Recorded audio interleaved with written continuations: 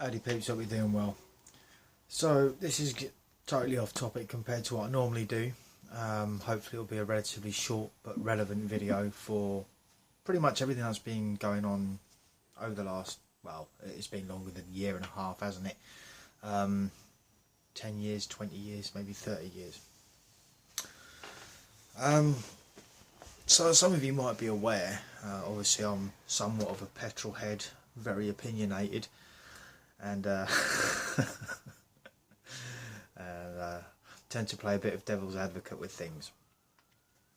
So some of you that are interested in the sort of motor vehicle scene, car shows, cars, speedway racing, I don't know, whatever, right? You might have heard of intelligent speed assistance, right?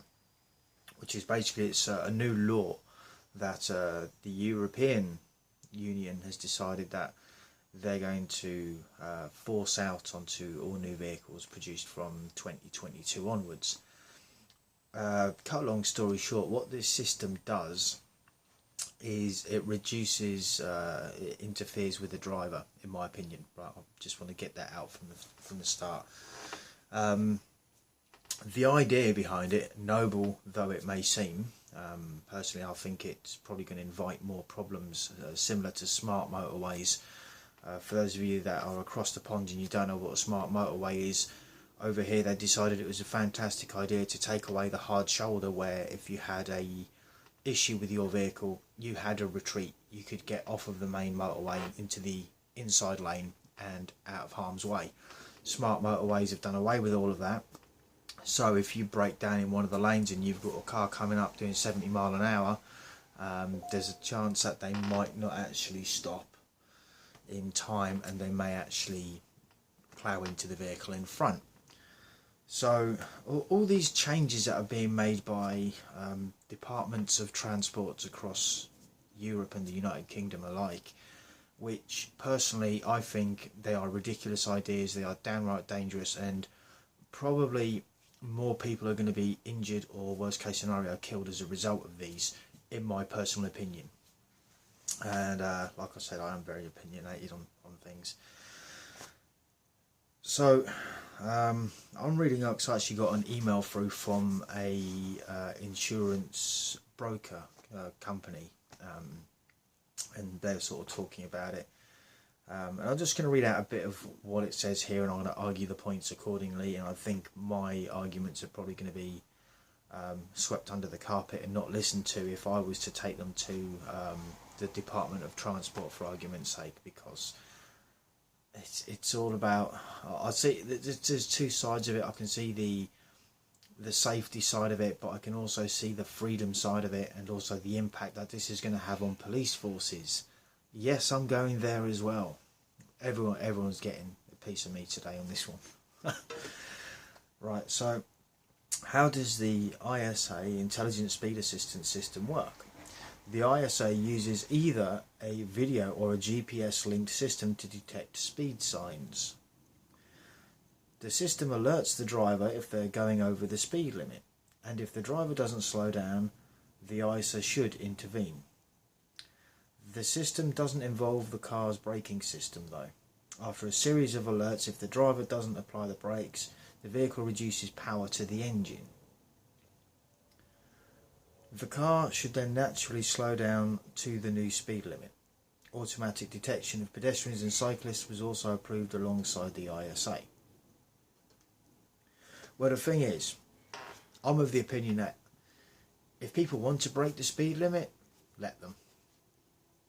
Let them, right? There's always a chance they're going to get caught, right? By whether it's a standalone side of the road speed camera, or maybe they've got the cop with the radar gun or whatever, right? In the little van and all of this, right? Or big van, whichever. I say let people break the speed limit, you know. And it might sound somewhat irresponsible, particularly to those that have been involved in being knocked over by a, air quotes, speeding car.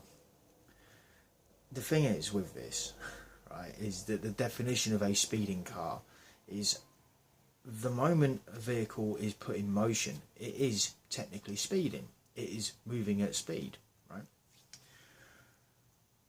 But the problem with this, in my opinion, is if you're in a situation where you need to get out of a situation, right? Maybe you need to get away from someone because they've cut you off, you flip them the bird, they've decided that they're going to chase you, and they have a need for some sort of having a chat at the side of the road with you, which might not be too pleasant, and you want to get away from them. The situation like that might just entail breaking the speed limit. But if you can't get away from them because your vehicle has been reduced to the speed limit, and again, look, in some situations, you kind of have to break the law. In a situation like that, you have to break the law by breaking the speed limit in order to get yourself out of a situation like that.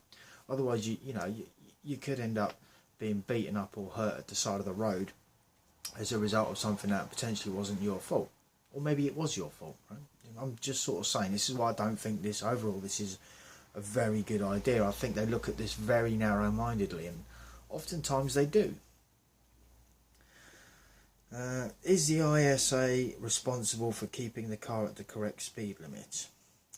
Matthew Avery, Director of Research at Thatcham Research, warns that there are limitations to the technology when it comes to detecting speed. Speed signs can often be obscured or inaccurate, while GPS mapping can be out of date.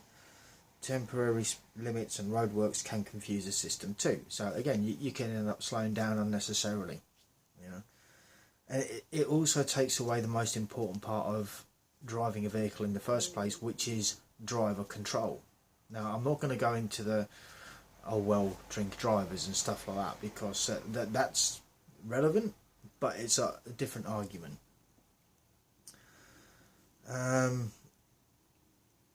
This could lead to speeding fines if the system isn't picking up the limit correctly, and drivers will still be liable whether they were relying on the system or not. But this is the other thing.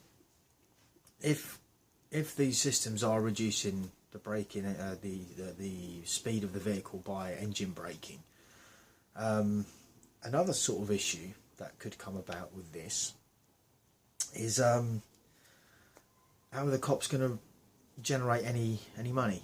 How are they going to make money out of this? Bear in mind that it's the taxpayer that pays for police services, and they also get their bonuses out of stopping people speeding in the first place. Just saying, someone's got to pay for their pension. Not that I agree with all of that, but I suppose it makes them look good because they can say, oh well, we caught all these bad drivers. I'm not even going to say dangerous, because just because someone's travelling at speed or breaking a speed limit doesn't necessarily make them a bad driver. It just means that they're not observing the speed limit. But better not go too into that one, because I'll be going way off topic. That's not what I want to do. The ETSC says that the technology used in ISAs has a high level of accuracy. It has the ability to detect temporary speed limits, digital signs and overhead signs. ISAs also have an inbuilt function, which means it can detect over-the-air updates to speed limit information. But ultimately, the car speed is the driver's responsibility, the ETSC says. So then why are you fitting these at all? At this point you could argue, is this just another tracking device to see where everyone's going? I'm just putting that one out there. It's all about control, isn't it? That's what it comes down to. It's all about control. I don't really want to go into the whole Tesla thing, but I'm not a fan of Teslas for different reasons. First of all, going off topic, the production and the mining of the minerals in order to make the batteries far outweighs the actual buying cost and the damage it does to the planet. If we're going to go down that path, they tell us that older vehicles are more polluting. It's like, well, are they? But I'm going to veer off onto a different argument. I better stick to the topic.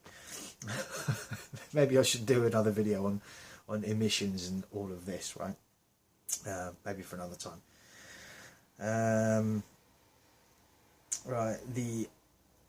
But ultimately the car speed is the driver's responsibility, the ETSC says. ISA is a driver assistance technology. The driver, not the car, is responsible for obeying the current speed limit at all times. if the ISO detects a lower speed limit than permitted, the driver would be able to override the system. Well, that's kind of a good thing, but at the same time, it's like, well, why bother having it? You know, if it's not if it's not a case of automated fine and penalisation, which is what I'm starting to think it is now. You know, it's like you boast about needing all these cops and how the cops catch all these air quotes criminals for breaking the speed limit, and all of this. You know, so what else are they going to do? Because they don't really catch nonces very well, so they're not too good at that. They're quite good at hiding the fact that there's nonsense going on, and they don't talk about it. They hide the fact for the best part of 40 years. I'm going off into a different rant. I better stop. You can see I'm quite passionate about how, like, having a pop at things, just looking at things from a different perspective. Okay. The same applies if the ISO detects a higher speed than allowed. The driver would have to slow the car to the correct limit. Driving assistance tools like ISAs are there to assist drivers, not to take full control of the vehicle. Yeah, because then otherwise it's like, if you have to speed up to avoid an accident and the car doesn't let you, and you end up being involved in an accident, whose fault is it? Is it the driver's fault that they tried to do what they needed to do to avoid an accident, and then the system basically made them have the accident because it was controlling the vehicle? Yes, it's a complete lack of. It takes away responsibility from the manufacturers of these ISAs. So it's not our fault. You know, the same as there's a video that went viral a few years ago when Volvo was trying out its new system, and it was basically, they were boasting how it's designed so it doesn't run over pedestrians. So the CEO, if I recall correctly, stood in front of this Volvo, I think it was like an XC90 or something, quite a big thing, and got one of their employees to drive at the CEO, and the system failed and run the CEO over. As far as I'm aware, he wasn't hurt, so it was all good on that one. But still, it's, you know, you're relying on technology for something like that, and you can't rely on technology. You know, humans aren't the best, but you know, it takes away the control and the responsibility of the driver in that instance, which I think is a bad thing. Again, to look at it from another perspective, how many times have you had to slam the anchors on in your vehicle because someone's walked out in the road and they're too busy checking their social media updates rather than seeing what traffic is coming from where? You know, they're glued to their phone and they just step out in front of you and not a care in the world. Or the kids that weren't taught how to cross roads correctly, and that the parents are like 200-300 yards away from where the child is at the end of the road, then the child goes to cross without the aid of the parent, you know, and all of that. And it's like, what do? Well, a lot of the time they just point the finger at the driver. Well, it's like, well, it's not just the driver though, is it? You know. Anyway, let's see. I told you I delve off quite often.